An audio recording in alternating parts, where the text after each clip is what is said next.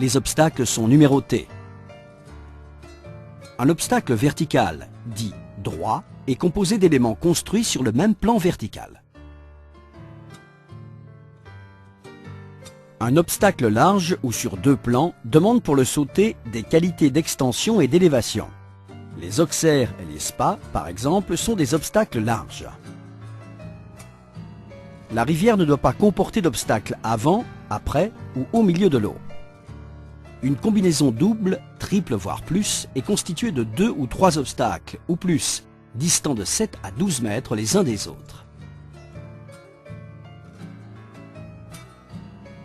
Durant le parcours sont pénalisés la chute d'un obstacle ou d'un élément de celui-ci, ou l'entrée dans l'eau, 4 points. Un refus de l'obstacle, 4 points. Un deuxième refus, et c'est l'élimination. Une erreur de parcours entraîne également l'élimination. La chute du cheval ou du cavalier est synonyme d'élimination. Dépasser le temps autorisé vaut 1 point de pénalité par seconde dépassée. Dépasser le temps maximum autorisé vaut l'élimination.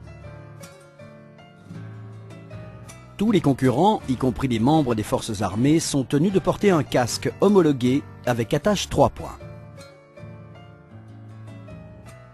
Les concurrents doivent porter la tenue réglementaire, veste rouge ou noire ou blouson homologué, pantalon clair et bottes sombres. La chemise doit être blanche ou claire et, selon les épreuves, la cravate blanche peut être obligatoire.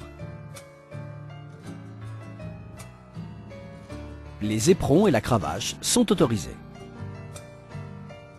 Chaque concurrent doit saluer les juges au début et à la fin du parcours. L'épreuve de saut d'obstacle peut être plus que tout autre et la discipline où se manifeste la communion parfaite entre le cavalier et son cheval.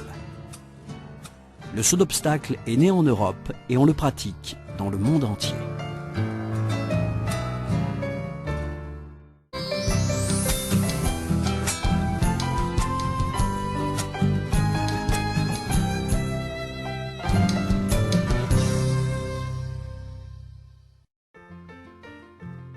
Lorsqu'un cheval vit en liberté, il peut manger à n'importe quelle heure de la journée, si tant est qu'il ait de quoi se nourrir. Pour un cheval, manger prend beaucoup de temps, car étant herbivore, il doit couper et broyer l'herbe pour la digérer. Pour cela, les chevaux consacrent environ 60% de la journée à se nourrir, et leur système digestif est adapté à ce genre d'alimentation.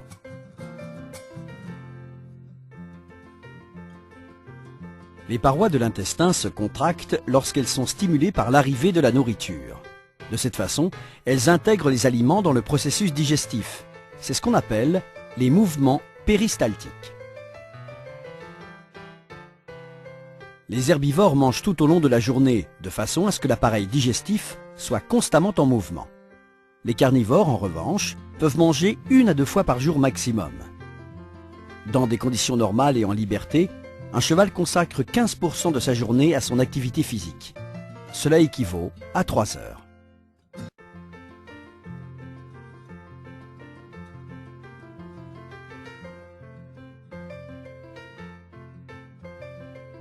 Les articulations fémoro-tibio-rotuliennes situées à l'arrière de l'abdomen avancent et reculent pendant l'exercice.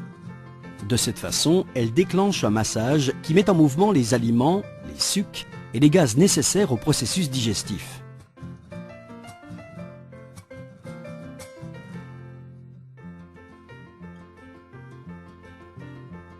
Dans un box, un cheval est nourri le matin, le midi, puis de nouveau le soir. En général, on lui donne d'abord des céréales et on laisse du foin à sa disposition qu'il mange quand il veut. Le cheval mange d'abord les céréales qui ont meilleur goût et mange ensuite le foin jusqu'à ce qu'il n'y en ait plus. Pendant la journée, sa litière est nettoyée, tandis que le cheval attend, attaché, qu'on lui laisse faire un peu d'exercice ou qu'on le monte. C'est ainsi qu'augmente la probabilité d'avoir des problèmes digestifs.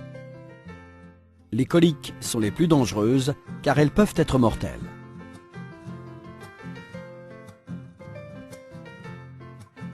L'un des inconvénients de lui donner d'abord les céréales, c'est que son estomac se remplit très vite. Grâce au suc gastrique, le processus de fermentation commence, ce qui provoque l'émission de gaz.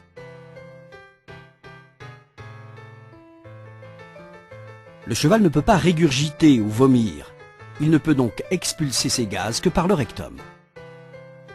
Au moment où le gaz sort, il ne stimule pas la mobilité intestinale, car aucune fibre n'est présente.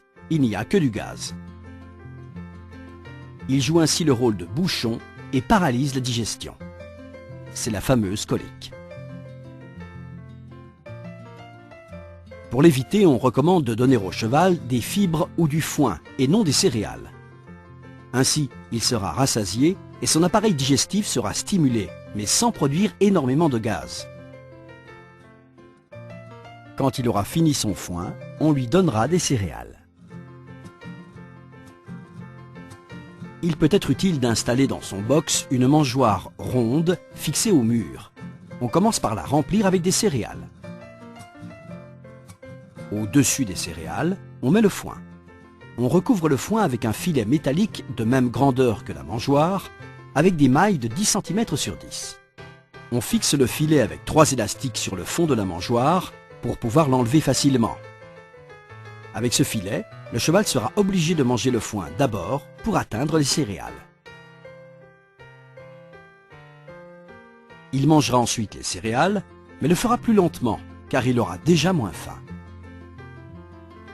Rappelez-vous que prévenir les problèmes de santé de votre cheval est une preuve d'amour.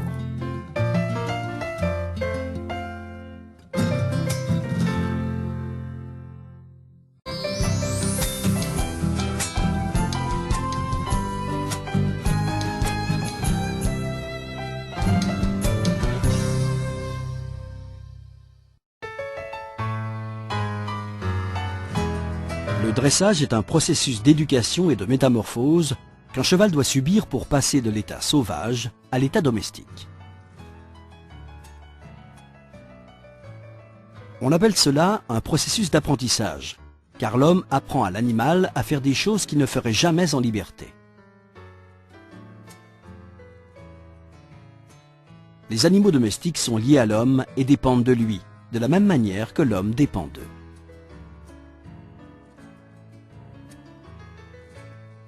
Nombreux sont ceux qui comptent sur les animaux domestiques, soit pour des raisons commerciales, car ils vivent de leur production, soit pour des raisons thérapeutiques, car ils les utilisent pour améliorer leur qualité de vie, ou bien pour des raisons sociales, car ils sont en contact avec ces animaux plus qu'avec les hommes.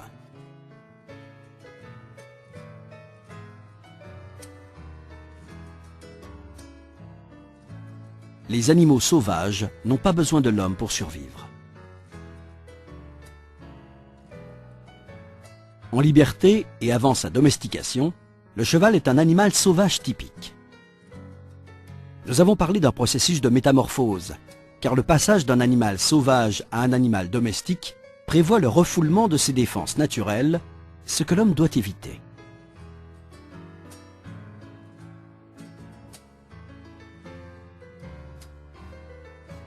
Pour connaître notre propre faculté à dresser un animal, il faut analyser les différents facteurs qui vont nous permettre d'obtenir des résultats. Il faut d'abord apprendre au cheval à avoir confiance en l'homme. C'est le processus d'apprivoisement. Lorsqu'on travaille avec un cheval adulte qui n'a jamais été en contact avec un être humain, cela peut se révéler dangereux, aussi bien pour le dresseur que pour le cheval.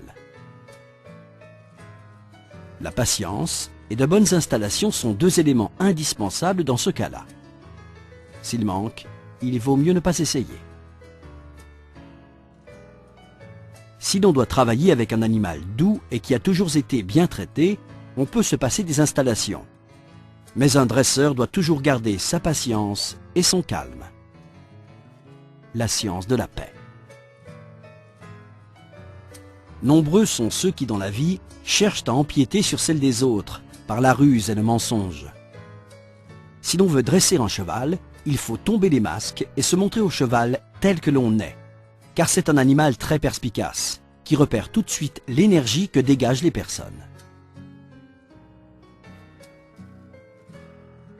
Lorsque la première étape est dépassée et que le cheval fait preuve de calme en notre compagnie, il est temps de penser à la suite. Où et comment le dresser et que lui apprendre.